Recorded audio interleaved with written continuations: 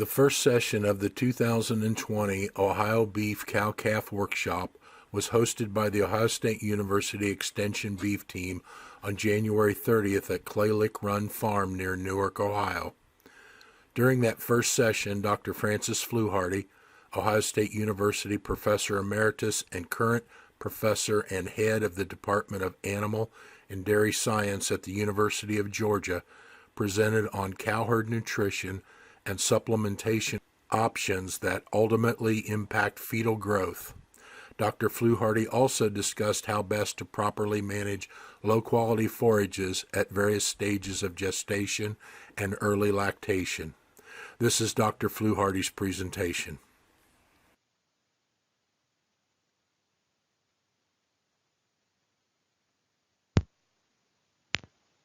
Reproduction and fattening.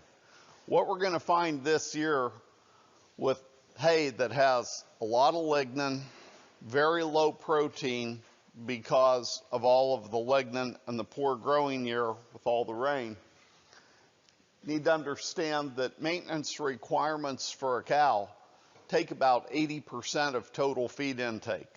All production, development of things like the circulatory system and immune system, a fetus, lean tissue growth, lactation, reproduction, and fattening, they occur in this order. The practical impact of this is, this time of year, if cows are not getting supplemented with a low quality feed, they're going to be losing body condition. If you're going to be calving in March, you're already in the last trimester. Those calves are growing about 9/10 of a pound a day. If that feed doesn't have enough protein and enough energy in it, that cow is pulling her own muscle, running the amino acids through the liver to create protein for that fetus. So what happens when they lose body condition is that when we get into lactation, she starts losing more weight. Expect a lot of cows this coming summer not to breed on the first cycle or to have delayed cycles. It's going to be a significant problem this year. There's still stuff you can do for it right now. So I want to go into the 4 physiological stages of production of the cow. And I'm using 2 examples because some of you may be fall calving, and I'm using September 1, and then I'm using January 1 for winter or spring calving. So in the first stage of production, which is the first 82 days after calving, that cow has to do 4 things. She's got to lactate, she's got to go through uterine involution, she's got to ovulate, and she's got to conceive. This is the period of time where nutritional requirements are the highest.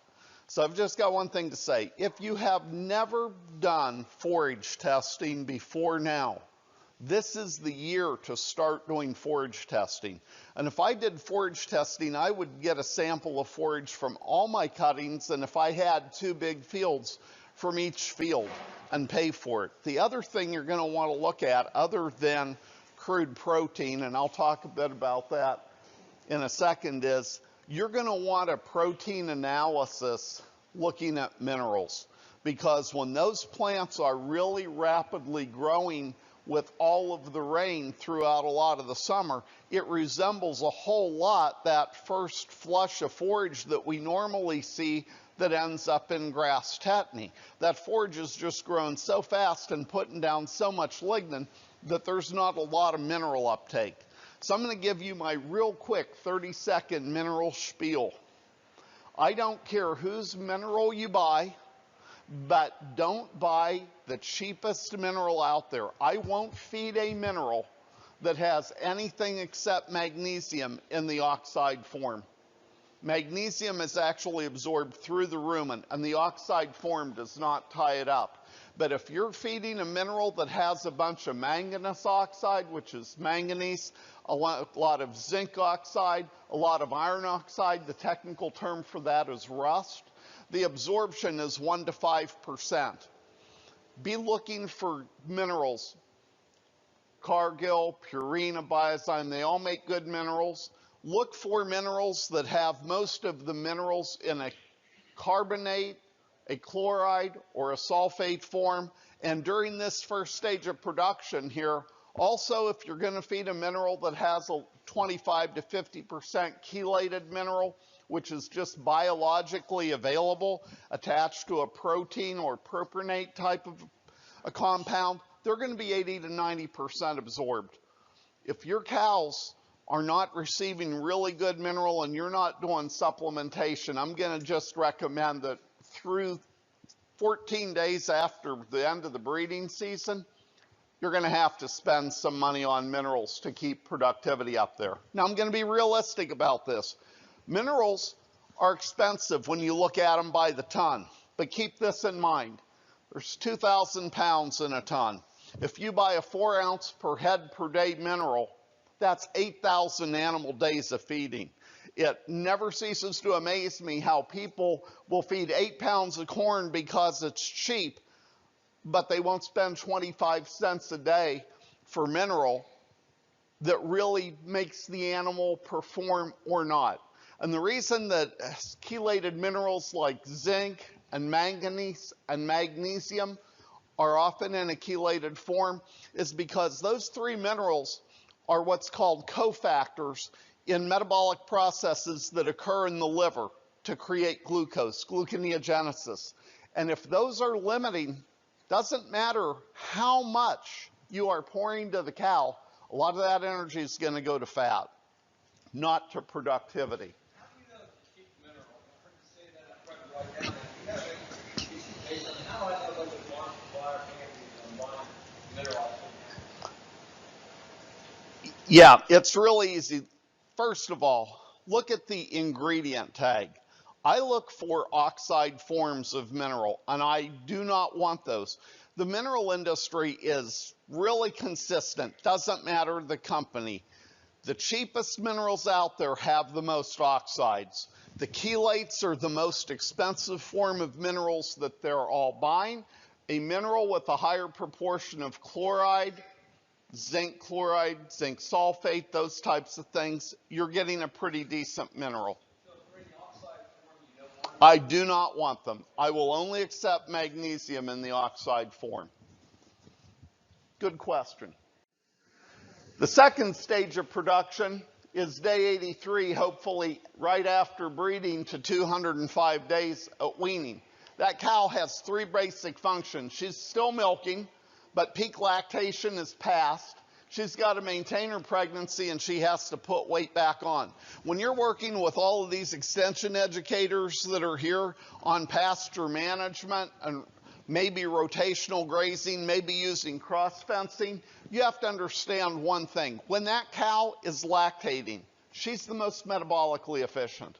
It is the easiest to put weight back on when that cow, number one, is harvesting her own feed by grazing, and number two, when she's still lactating. Also, during the summer in this part of the world, the thermoneutral zone is between 59 and 77 degrees. That's the period of time that intake is above maintenance requirements. When we start getting into weather like this, when it starts getting really, really hot, when it gets up into the 90s, intake goes down. Take advantage of, number one, the plant growing season and good pasture management, and let the cow harvest her own feed. Put the weight back on through forage management rather than supplemental feeds later on. Stage 3 is right after weaning until about 50 days pre-calving. That cow ought to be able to maintain her body condition, which with good pasture management ought to be up around 5.5, and she has to maintain her pregnancy.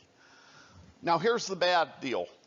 A lot of producers don't really look at their cows closely until they wean the calves. And then when the calves are weaned and you have your cows all grouped and you see them in an enclosed area maybe for the first time where you're just looking at those, well then you start noticing that they're thin. This is the time period where in this part of the world, a lot of people start supplementing their cows with energy. because they're too thin. Maybe they're a body condition score 4.5, just under a 5 maybe. The reality of it is good pasture management will prevent you from spending money on supplemental grain during that period of time. That's why this is called the make or break period. If you're doing it right, you don't need to supplement the cow during this time because her nutritional requirements are not that high. They get really high, however, in stage 4, which is 50 days prior to calving.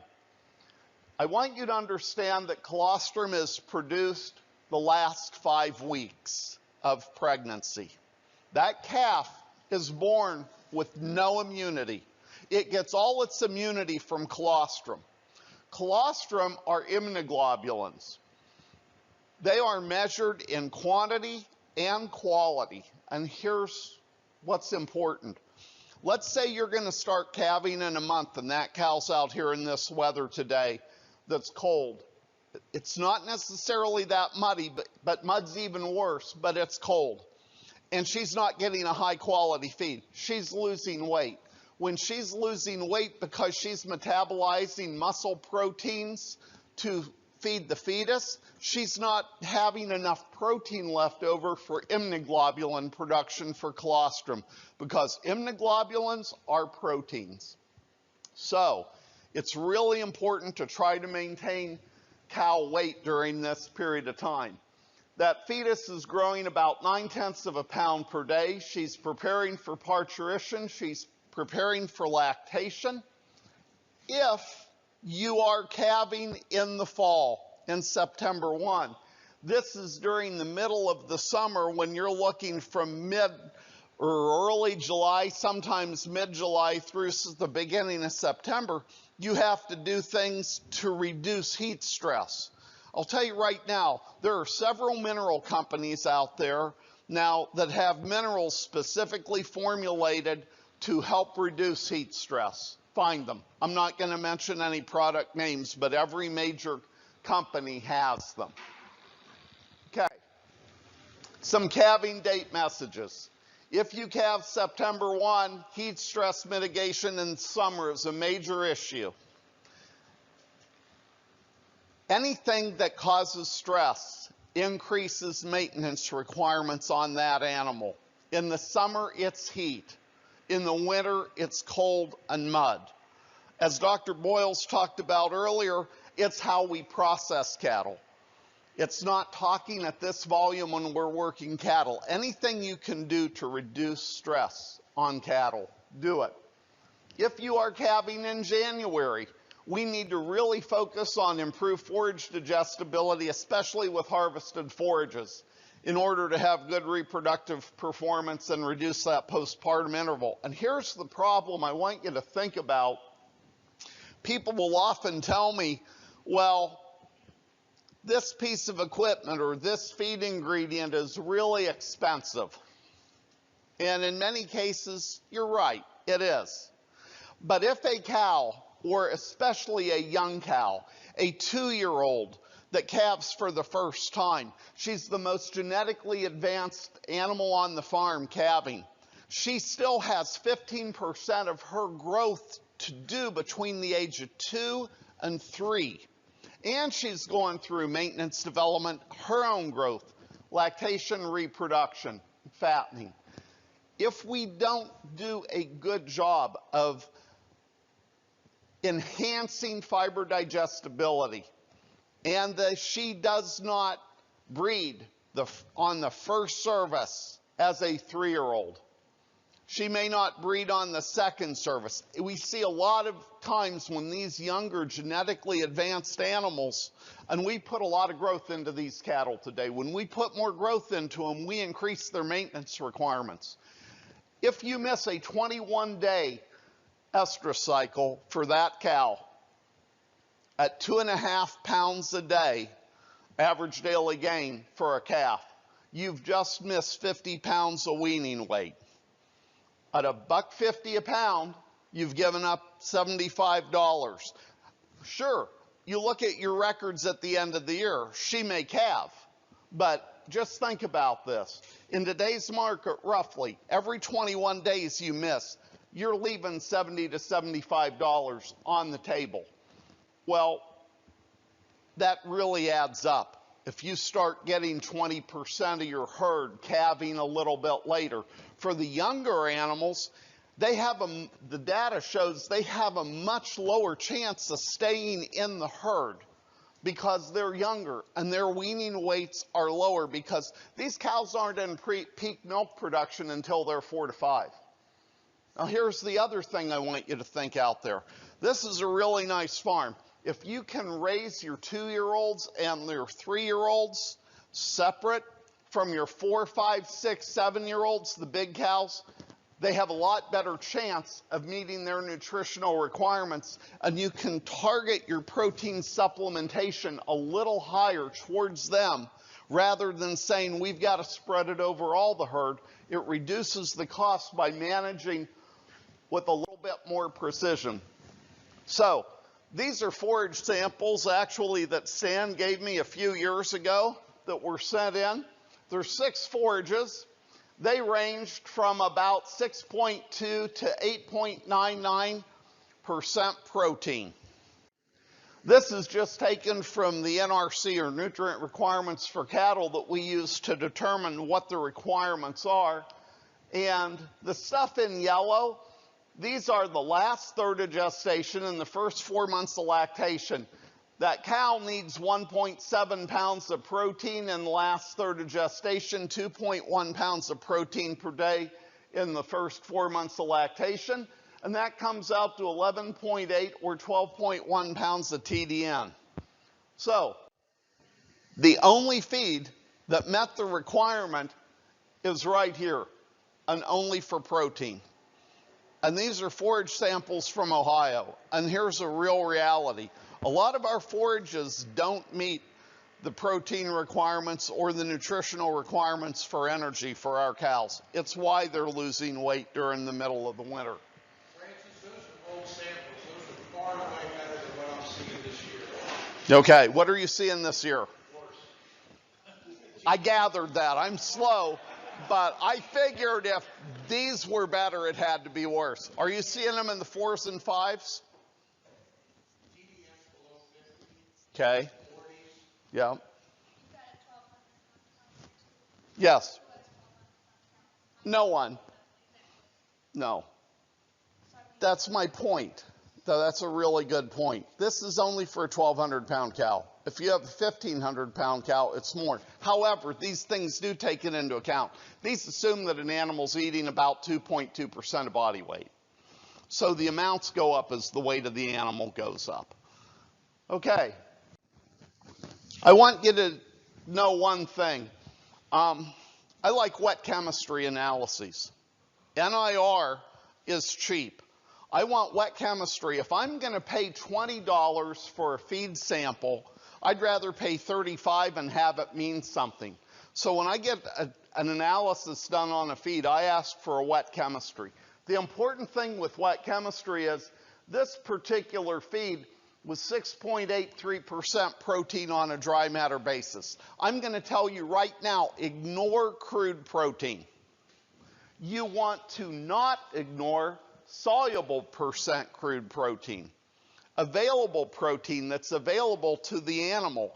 Total crude protein, the way they determine this is they take a sample, they boil it in sulfuric acid. It's going to come apart. That doesn't mean the whole thing is available to the animal. You want to look for soluble crude protein. It is how it's described in some analyses. Other companies say available crude protein, because some of that protein is bound to lignin, and it's never available to the animal. Okay, I'm going to go over some basics of ruminant nutrition. Rumen bacteria are responsible for digesting the majority of the feed. They digest feed by attaching to it. So anything we do to increase the surface area of the feed, which reduces particle size, increases the rate of digestion. That's really important. A cow has to eat every day enough feed to meet her nutrient requirements. I want you to understand one thing about forages. They are digested from the inside to the outside, not from the outside to the inside. Why doesn't grass dry out in the middle of summer? What's on the outside of grass? Pardon? Yeah, a waxy cuticle. The bacteria can't attach to that wax. There's 1 to 3 billion bacteria per milliliter per cc of rumen contents on a forage-based diet. So that really, really thin layer of waxy cuticle on a forage to a bacteria looks like a wall. Forage is digested from the inside to the outside. So here's the great irony. When I was growing up, everyone had a New Holland grinder, and they ground corn to the point where you could feed it to a chicken or a pig or some poor cow. No one had forage grinders. We need hay busters. If you're in the cattle business, from a mechanical standpoint, you either need a chop cut baler to take it down to here, or a forage buster or a TMR wagon that'll break it up. We've done a lot of different studies. You can't get particles too small of forage. You can take particles of forage that are broken down to the millimeters and put in a pellet, and that gives you your best performance. I know that if you've got a dairy background, you've heard a lot about effective fiber. What I'm telling you is these cows graze, we're giving them round bales. Our goal ought to be getting forage down to 1 inch to 2 inches, and I'll show you why in a minute. So you're talking combining balers that you want to chop on, Absolutely. even if it's dry hay. Dry hay especially. Okay. You also talk about forage, but is there a difference between shell corn, cracked corn, or ground? Because a lot of people see, oh no, your cows want the shell corn, but I always thought it was cracked, you're getting a better chance of breaking down the nutrients. Yeah, well, here's the interesting thing. We don't want to create acidosis. If I'm and you're talking about cows, so I'm not going to talk about a feedlot, okay? If you've got mature cows, yeah, they do gulp it. But let's say that this time of year, you're giving 6 or 7 or 8 pounds of corn to that cow, and you finally grind it. Whenever you if you really want to test how fast you can run or how good you are at being bumped, walk out into a cow herd with a sack of ground feed. They eat it right now. They're eating it, they're gulping it. So if you're figuring 5 or 6 pounds of feed per head, they're eating it right now. This is a meal. And if it's ground, that ground corn has a lot of surface area.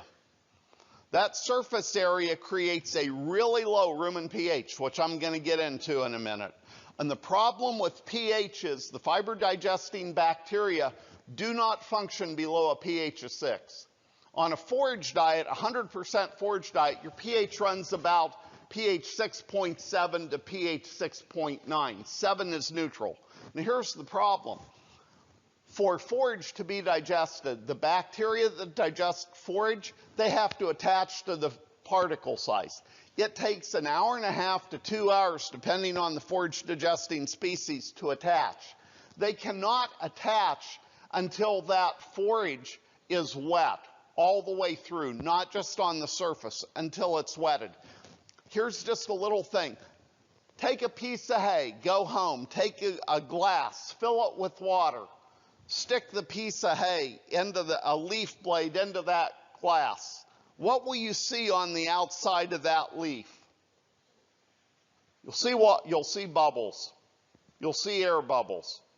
Oxygen is toxic to rumen bacteria. It's the reason that they eructate carbon dioxide. They're getting rid of the oxygen. They're called facultative anaerobes. It's an anaerobic digestion. So here's where I'm going with this. You're feeding forage. It's cold out versus the summer where they're eating a lush grass. With this dried forage, it takes about 1.5 hours in the rumen to 2 hours to get it solubilized, to get it wetted. Then it takes, after it's wetted, 1.5 hours for them to attach. You're already losing 3 to 4 hours out of 24 hours. It's a different scenario than in the summer where they're eating a wet forage. You're only losing an hour and a half. Our time for digestion loses about an hour. Now let's go back to that pH. If they slug eat corn, that pH is going to go from 6.8 down to about 5.8. It's going to be like giving them a self-feeder right now, and the more surface area, the more rapid the decline of pH.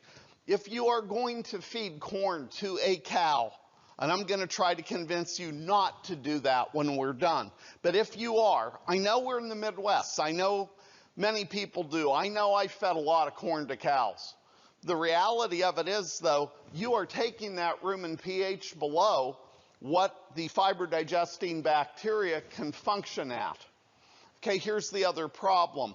I would rather give whole corn. I feed whole corn exclusively to every animal under 15 to 16 months of age because I want to reduce acidosis, even in a feedlot situation. If you're giving a lot of fiber, you don't want that corn to wash out, but if you're going to crack it with no screen in. Ideally, you would break that kernel in half, no more. That's the problem. We're trying, when you get a lot of forage into an animal, in a mature animal that gulps versus a calf that chews, you may have to break it up some. But the reality of it is we cause problems when we do that. If I've got a grain-based diet, there are about 8 to 10 billion bacteria per milliliter of rumen contents versus 1 to 3 with a forage-based diet. This difference, this threefold difference and more, is simply because of lignin. Lignin in plants is the strengthening material. If we had a block wall and the concrete blocks were the cellulose and the hemicellulose, the lignin would be the mortar. Well, here's the thing. Bacteria can't break through that lignin. So they have to break apart the feed. That's the reason animals chew their cud, to masticate, to rupture that, which is why the chop cut baler is a good idea. It helps to rupture that. I put this together in a parking lot one day because I just wanted to look at the number of bacteria. But if I've got a cow that's got a forage diet with 3 billion bacteria and she's got a 15-gallon rumen versus she's got a 15-gallon rumen but on a grain diet with 8 billion, the reason I put this out is look how much bigger the numbers are for a grain diet on rumen bacteria. Why is that important? Those bacteria that do the digesting, they provide, on a forage diet, about 55% of the total protein that reaches the small intestine to be absorbed as amino acids.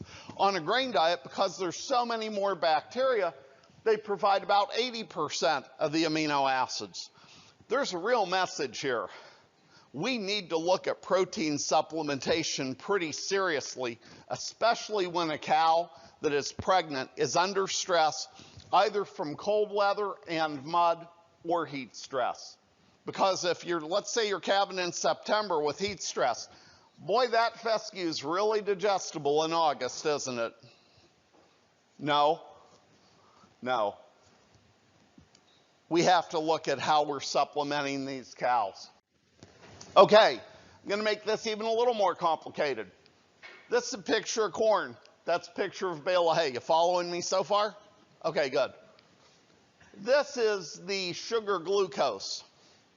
The only difference between the starch that's in corn and the cellulose in hay is the way these glucose units are linked. This is what starch looks like. It's an alpha linkage. This is what cellulose looks like. It's a beta linkage. Pigs, humans, dogs, cats, cattle, we can all use these alpha linkages. You're getting something out of the potatoes and out of the beans. You're able to digest that starch. Feedlot cattle are able to digest that starch. You're not able to digest cellulose. So a few of you, like me, may have gone to your doctor and they've told you that you're getting a little bit heavy or maybe have been heavy and it's time to lose some weight. Do they put you on a potato diet? No. They tell you to eat salads. Eat a lot of lettuce, eat a lot of celery. Why? Because it's cellulose. You're not going to digest it. Now, little personal experience here. If you've got to eat lettuce or you've got to eat celery, choose celery. Because you flip celery over and it's like a feed bunk. You fill it with peanut butter, you're still following your doctor's advice.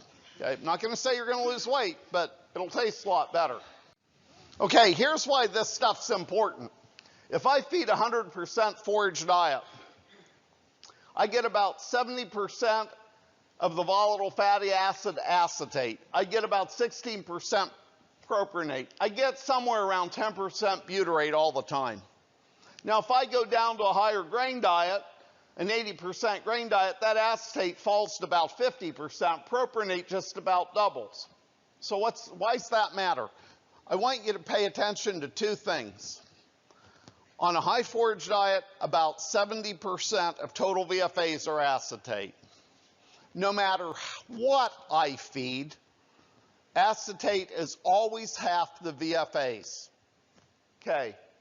And propionate doubles as I go to high grain. Well, the reason this is important is because of how these are used. Acetate that's shown here, it's used for fatty acid synthesis, and it goes three places: back fat, seam fat, and milk fat. Propionate is converted to glucose in the liver. Sorry. Go back.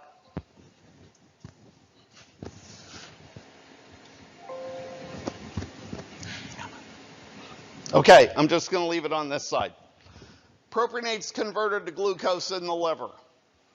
Higher levels of glucose result in more average daily gain, more intramuscular fat, but if you give grain to a cow, it also results in more milk.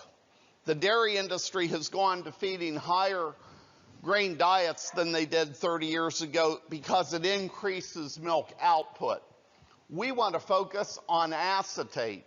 We want to focus on acetate because it goes three places: back fat, seam fat, and milk fat. Here's one of the dangers with feeding a bunch of corn to cows that are thin this time of year that are going to calve in another month or two. That glucose that we might get from the breakdown of that starch is absorbed, but when there is a fetus in that animal, it gets the first shot at that glucose, and the glucose is absorbed across the placenta. And Steve Lurch did studies in Ohio, at Ohio State 15 years ago, did 3 years worth of studies, and showed that 8 to 10 pounds of grain supplementation to a cow in mid to late gestation increased birth weight an average of 6.5 pounds. So you're using a light birth weight bull, and now you're supplementing that cow with corn, and then when you get heavy calves, you're going to go out and you're going to blame whoever you bought the bull from or the semen company that you used for a heavy birth weight. It's due to glucose. The other side of this is when that calf comes out and it hits the ground and you're still giving corn to that cow, we're doing one thing much different than the dairy is doing. That dairy is putting that cow in a milking parlor, and they're taking the milk out of that cow. We're taking a brand newborn calf and expecting that calf to drink all of the milk.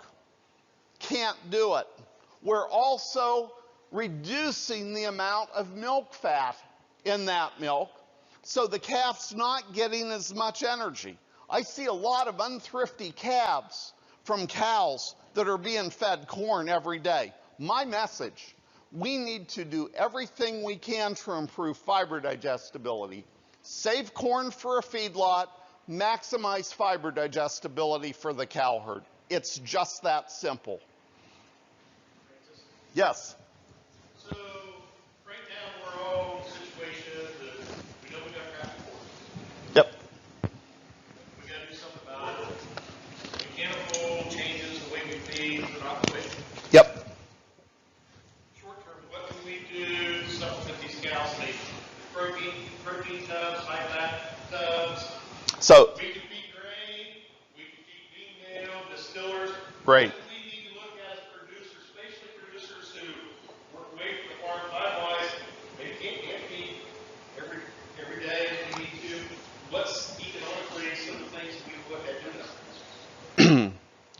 good question. Number one, lick tubs work. You just pay more for the protein that's in them. There's a lot of research out there that's been done that shows there is no difference between everyday protein supplementation versus every other day protein supplementation.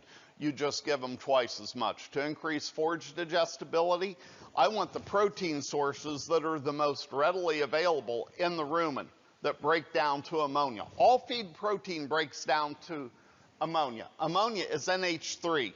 All urea is two NH2 groups double bonded or attached to a carbon that's double bonded to an oxygen. People are afraid of urea. If I had a supplement with 0.4 to 0.5% urea, I'd love it. That's the easiest thing to get more ammonia in that rumen. You limit it to the amount that you want. It is the cheapest source. Best sources available that are natural are soybean meal. It's about 80% ruminally available on a forage diet. And corn gluten feed. It's about 2/3 ruminally available. You want nitrogen being released by the feed proteins the same time the bacteria are digesting the forage that's in the rumen. Maybe the cheapest is distiller's grains. But distiller's grains is 2/3 bypass. Yes, nitrogen recycles throughout the animal, but if I had my choice, I would prefer corn gluten feed over distiller's grains, quite frankly. Now, you mentioned high fat. High fat works in a feedlot diet. The problem is high fat is really negative to forage digestion. If you go above about, well, 6% is the breakoff, but when you get above 4% fat in the rumen, you start seeing a reduction in forage digestibility because it coats that fiber. And those bacteria that digest cellulose really have to have a strong attachment. It's a much stronger attachment than the bacteria that digest starch. And so we have to be careful about fat. For a year like this, there is a feed out there that is normally pretty available that is really high cellulose that will add some digestible cellulose pretty quickly. That's soy hulls. Okay, it is an option. If I'm going out there now, I'm probably looking at soy hulls because since it's cellulose, it increases acetate, not propionate, and I'm probably looking for a soy hull, corn gluten feed, soy hull, soybean meal, corn gluten feed, distiller's grains combination, something like that to get a little extra energy in them. I am still saving the corn for the feedlot in this situation. Okay, and here's the thing. What's body condition? When we look at body condition, what's the difference between a body condition 4 and a body condition 6? It's fat. Acetate only goes 3 places. Back fat, seam fat, and milk fat. It's going to put on body condition. Increases in forage digestibility do put on body condition. Okay, I want to switch gears just a little bit and talk about what's happening in that pregnant cow. In mid-gestation, muscle development is occurring. Okay, this is birth over here. I want you to notice that muscle development stops in that fetus way before birth. And what this picture up here is, it's a picture of skeletal muscle. And do you see what these little dots here? Those are nuclei. Skeletal muscle is multinucleated. Now here's the key. If a cow is losing body condition and mobilizing her own muscle to make proteins to have amino acids absorbed by the fetus, she's only going to have about half this amount of nuclei. There could be 2, there could be 20. A cow that's in good body condition score with appropriate protein supplementation is going to have more nuclei. Why is that important? It's important because it doesn't matter how high the EPD for weaning weight and yearling weight was from the sire that you selected if that cow's nutritionally deficient, because that calf isn't going to have as much nuclei production as a fetus And it's not going to have the muscle growth once it comes out, because muscle growth is directly related to the number of nuclei. How many of you who have ever gone to a sale barn and seen one of those rat tail calves that you just know came from a cow that was really, really restricted? Yeah, it's from a neighbor, not yours. Understand that. We all have neighbors like that. I'm heading out to NCBA on Sunday. I was out there a few years ago. Met a guy from Texas, really nice guy. We talked for a while, and I asked him, I said, so how big's your operation? He goes, well, I can get in my truck in the morning, and I can drive all day, and I won't get back to my gate until night. And I was like, yeah, I had a truck like that once. So I want you to remember that what we do to this cow while she's pregnant has a whole lot to do with the productivity of those calves, and I'll show you some. But I want you to know that this is why 25 or 30 cents a day for mineral supplementation during this period of time and protein supplementation strategic is not expensive. I also want you to see fat development. Adipose tissue development starts in mid-gestation and ends about 3 or 4 weeks after birth. Well, let's say that you're using really high marbling EPDs, but when you're calving in March, every once in a while the Midwest gets this thing called mud. And those calves are really cold. They're not going to have much adipose development if they are shivering. We can do things. Have a hillside that's stockpiled so that they can get warm. Spread bales out so that they have someplace warm to get. I want to just emphasize mud for 1 second. Do this sometime. Take a frozen steak, set it on the counter, and see how long it takes to thaw, versus taking a second frozen steak, filling the sink with cold water, can even be ice water, and setting the steak in there. What you will see is that water conducts heat. It conducts electricity. It conducts heat right out of those calves. Man, that goes to maintenance requirements in a big way. Okay, I talked about this earlier. When this cow is pregnant, that placenta, that fetus, has the first dibs on nutrients. When we go back to that corn example, it gets the first glucose. That's why we want to limit that. Last trimester, 78 to 80% of fetal growth occurs here. We have a lot of nutrient transfer, colostrum in the last 5 weeks. This cow has to prepare for lactation. Then she's got to rebreed within 82 days to calve the same date next year. This is a body condition score 5. This is a body condition score 6. We want to see cattle somewhere between here. I don't want them obesely fat, but when we start seeing ribs, we have a problem, and the problem's productivity.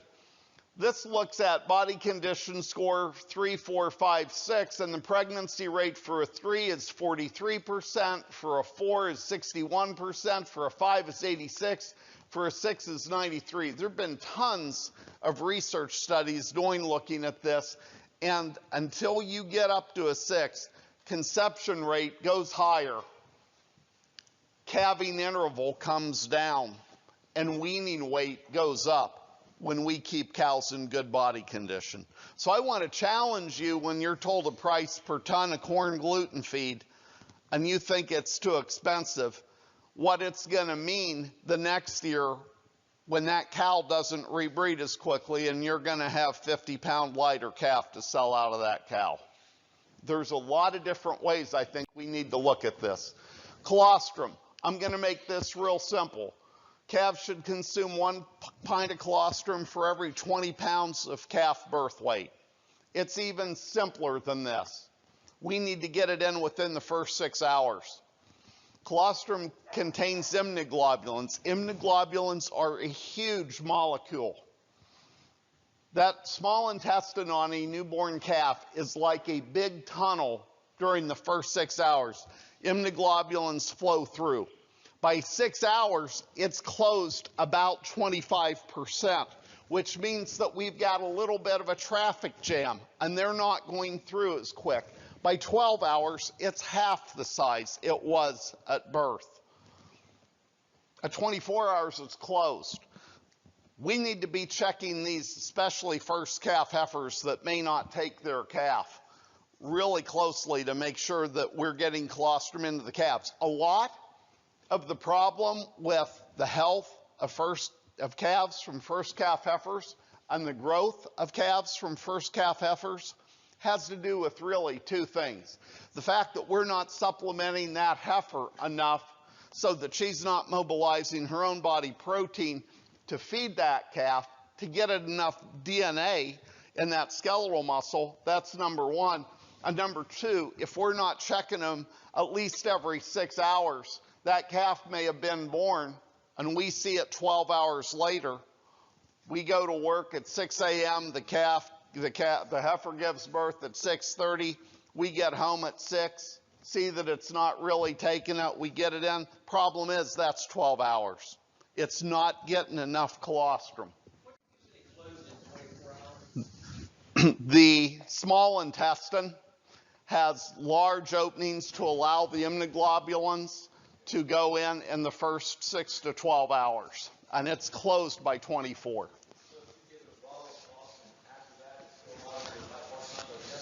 It's not going to be absorbed. The molecule is big, and so glucose is small. A colostrum molecule is 10 times bigger than glucose, and so those channels close up. Because our intestine is our first line of defense against pathogens too. And most pathogens are relatively large molecules. It closes down to allow things like glucose to get through, but not other stuff. So this year's kind of a unique year. Well, I don't say, maybe that's wrong. We have a lot more years here recently where growing conditions for forage are not optimum.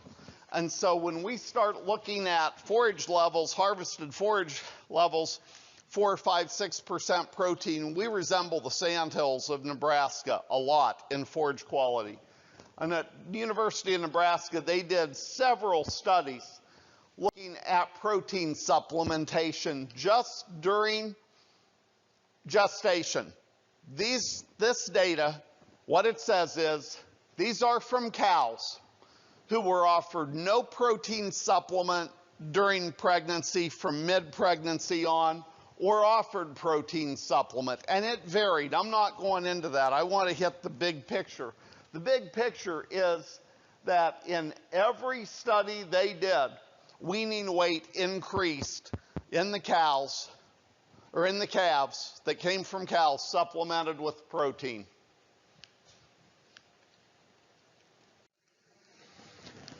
The percentage choice of the steer progeny increased. But more importantly, the percentage of cattle that graded in the upper 2/3 or choice or better went from about 22% to about 40%. It nearly doubled.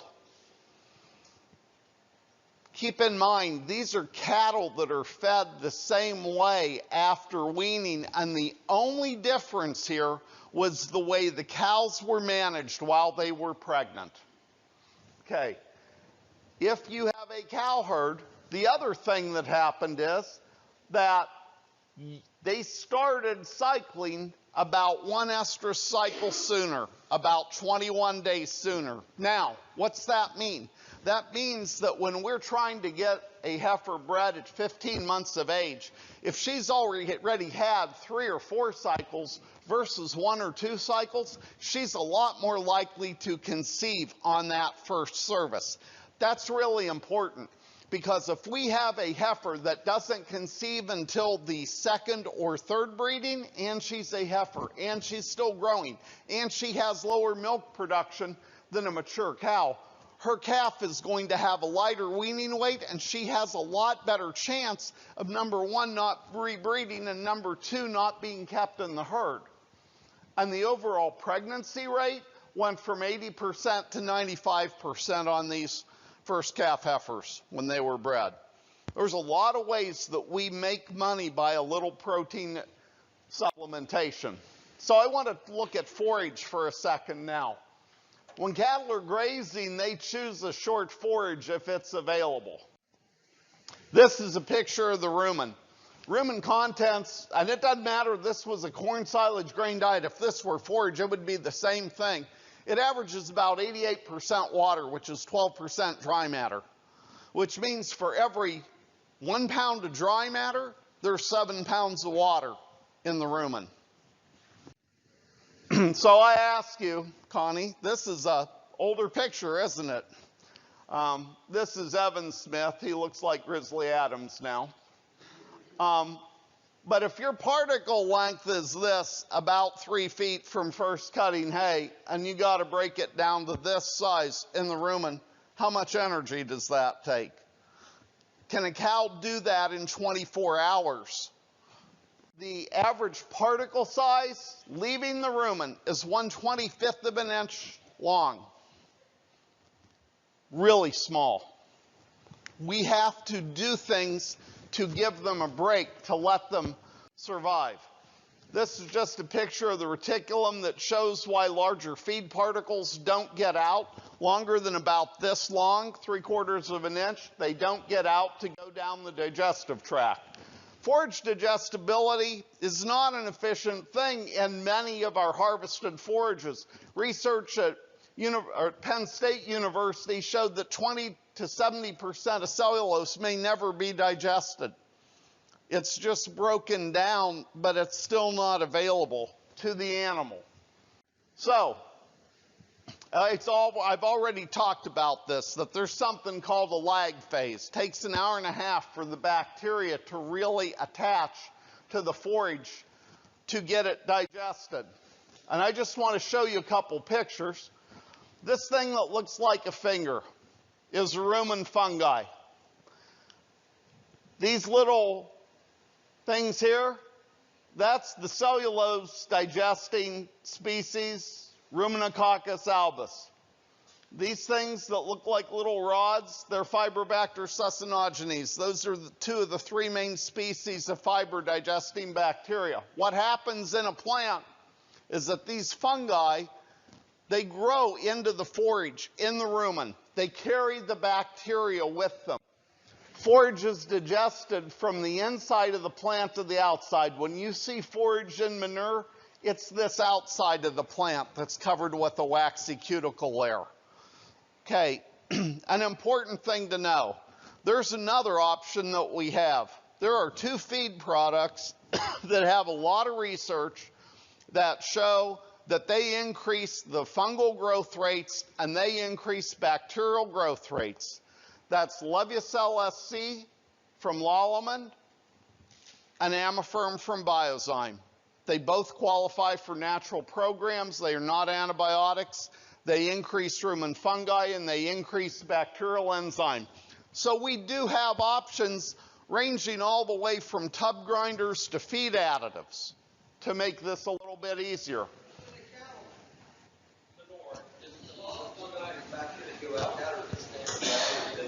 No, they're broken down in the small intestine.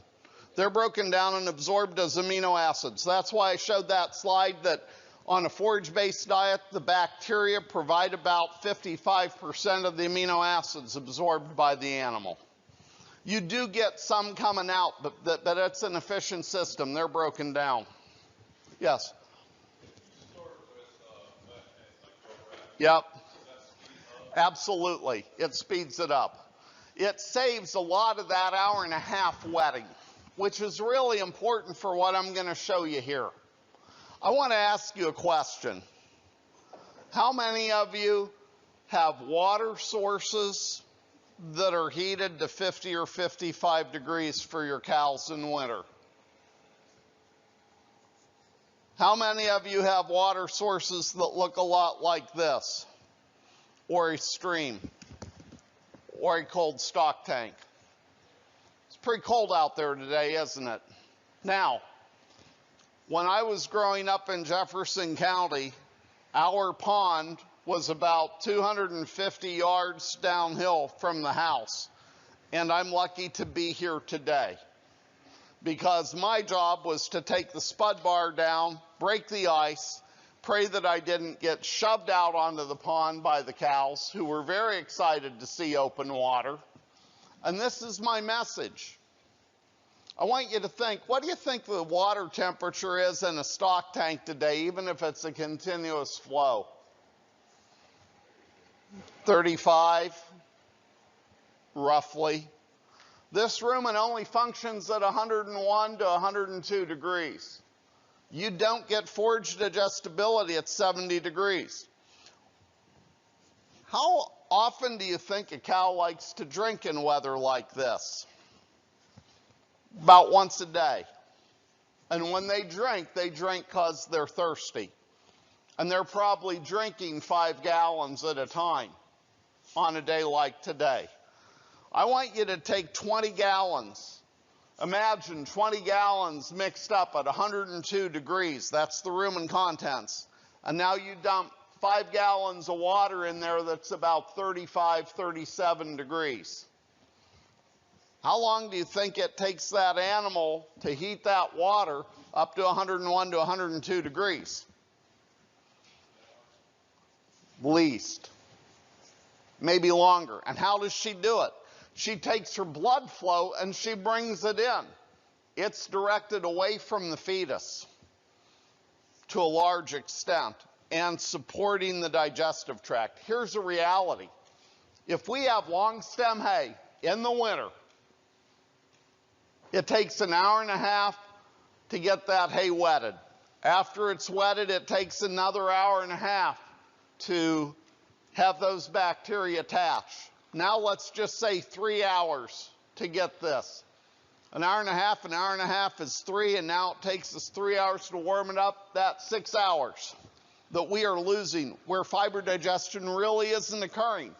Is it any wonder that in these conditions, if we've really only got about 18, let's say I'm high at maybe 20 hours to digest feed, that she's losing weight, versus the summer where she's grazing grass that's already wet in the thermoneutral zone, where the water that she's drinking that might be 55 or 60 degrees doesn't take nearly the energy to warm up that rumen to 101, and she might drink twice, 3 times a day.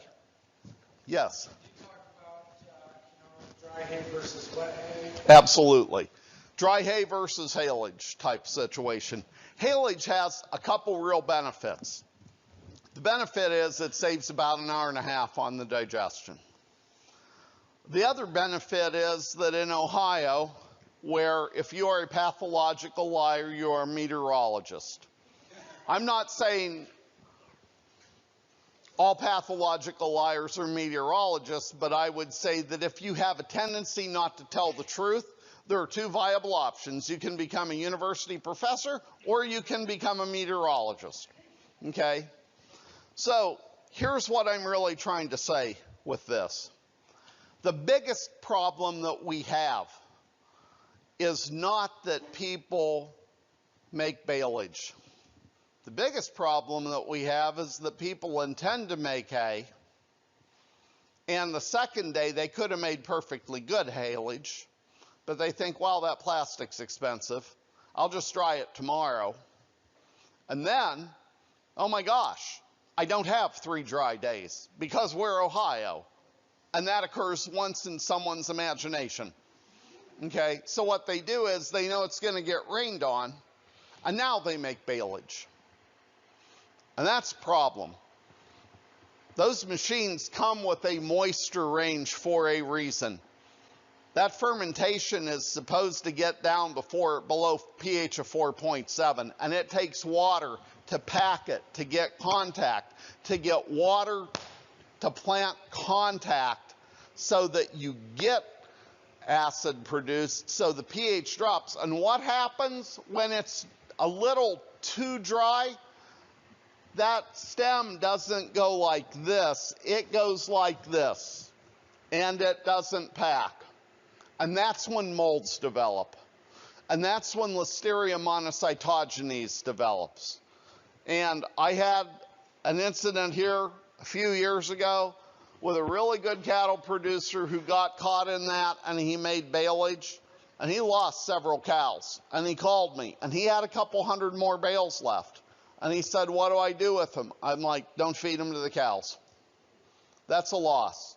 His cattle were really expensive. And you can't afford to take that chance, because with listeria, it's a really tough organism. They only need about a teaspoonful of hay with that to kill them. And we have to be really careful. Haylage is great. Baleage is great. Making it and intending to make it is the key. So some implications of this. Yeah, I can do this in 15 minutes. Long-stemmed hay drastically reduces digestibility. We want to break it apart somehow. This is my picture of hay belly. Okay, I've seen cows starving to death, dropping over dead with full bellies of hay. When the protein level goes below about 8.5 to 9%, and they don't have enough nitrogen in their rumen for digestibility, and it's long stem hay, and you get a cold snap, or a cold snap followed by a cold rain, and it gets cold again, their maintenance requirements go really high. And it's unfortunate, but it does happen. So I want to think in terms of optimizing. I will say that a hay buster, if you have enough cows to afford one, is a great thing. This is a feeding pad that was put in. It's actually chop cut hay that they put in with a skid steer and then just unroll it out. It's on concrete, it's raised. It does a couple, this farm has a few of these, and it's a really good way for them to feed hay and still take advantage of chop cut bales. By the way, I think chop cut hay is worth about 30 to 35% more than the same hay not chop cut, simply because it comes out at 5 inches versus 2 or 3 feet, and it's been broken apart more, so that even though it's in still a 5-inch long particle, it's been broken up a lot more. There's a lot more breaks in that hay to increase the rate of digestion. Yes, sir. I got more than I could put out. I cheated a little bit this year on push haul. Yeah. Then since I got a bad way to big hay and push haul, 600 horsepower, I changed it a bit, and I cut it over to this car, then come back and do the push haul, chop it up. I'm not going to argue with that. That was my cheap way just to try, get it smaller. Actually, there have been research studies looking at that. That's the whole concept besides hay macerators that do the same thing, type of thing. I'm not going to argue with that at all on really mature hay, to do whatever you can to break it down in particle size. Yeah, you're going to lose some leaf, but this isn't alfalfa we're talking about in most cases. I'm not worried about losing a lot of leaves on grasses. Okay, I just want to show you a couple things on how important this can be. Steve Lurch did a study when he was here, and this goes back about 15, 20 years. And it was either round baled hay or the exact same hay run through a hay chopper and fed to cattle. Both groups of cattle were fed 5 pounds of whole shelled corn. These were stalkers, not cows. The chop cut gained 2.6 pounds per day. Those that had long hay gained 1.4 pounds per day. Exactly the same feed, exactly the same amount of corn. The only difference was that this hay was chopped. That's an 86% improvement in average daily gain. That's pretty significant. So, what are some of the implications of increased forage digestibility? Number one, you get more microbial protein supplied to the small intestine and increased fiber digestibility. What that means is you're probably not looking at only 55% of the amino acids are absorbed by the animal coming from the bacteria. It can be 60 or 65%. You get a reduced need for protein supplementation. You get increased VFA production because that's the byproduct, the acetate, the propionate, and the butyrate of digestion. So there's a lot of reasons we want to increase forage digestibility. We also reduce feed waste, we reduce manure output, we improve cow body condition score, and we reduce the need for purchased hay. And I see some people taking pictures, and I'll send you, if you give me an email, I'll send you the entire presentation as a PDF. Okay, so how do we increase forage digestibility? Grinding, chop cutting, post-harvest grinding. We also can feed Amifirm or Levucel. These are really good options for people that do not have the ability to spend money on really expensive equipment. My message is there are a lot of different things we can do. Some of them are feed additives. Some of them are the type of baler we have. Some of them are choppers. Some of them are sorting our cattle so that our 2- and our 3-year-olds are not competing with the mature cows for the nutrients that we have. It's knowing that corn is not what's really the most beneficial supplement, but we don't know that until we have a forage test and know the soluble protein, the available protein in our forages. So in summary, and by the way, I really like that little picture of the cow riding the lawnmower. Cow's nutrition in late gestation, early lactation is greatly impacted by forage particle size and protein supplementation. And I think we really need to rethink the way we feed cattle to be cows and heifers, to be strategic on supplementation and management. My biggest fear, and the thing that I run into the most often, is that the difference that I see in cow herds that are known as reputation herds for really healthy calves, if you're a commercial producer that feedlots really want, normally there's not a lot of difference in the bulls that are used between those operations a lot of times and an average operation. What is the difference is their mineral supplementation, how they manage their cows, and how they pay attention to their forage digestibility. And they let the cow do the work. I really highly recommend working with your extension educators and looking at your pasture management. And you know, the growth of annual crops that's going to be talked about, annual forages, those things have a huge part to play in this part of the world when you're going in and doing pasture renovations and stuff. Thank you for your time.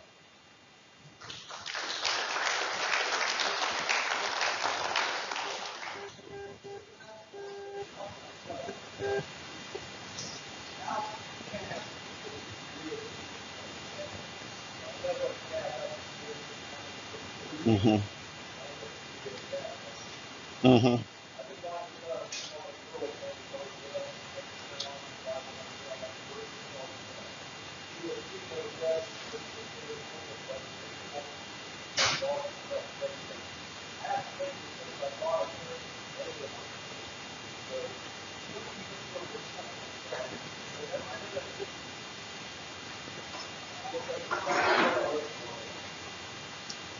I'll be real honest with you. I'm not a huge proponent of supplement tubs.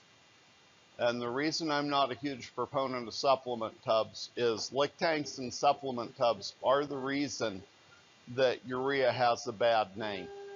And it goes back 30, 35 years because separation technology was not great. And when cows are starving, and they like novel feeds. If you walk into a feedlot with a bale of hay, you get rushed. If you walk into a pasture with cows on grass and you have corn, you get rushed. You put out lick tubs or supplement tubs if they are solid. If they are solid tubs that have a distiller's grain base type to them, it is harder for that animal to significantly overeat because they're chewing and they get pushed out. If they are liquid, cows become junkies and they stand over those tubs, and calves go and they stand over them. And some of those sweet tubs that are liquid, that's what's caused ammonia toxicity, causes calves to die. It's not that the formulation's bad, it's that they have free access and you can't control it. So purely from that standpoint, I'm very cautious. I would rather see a solid tub than a liquid.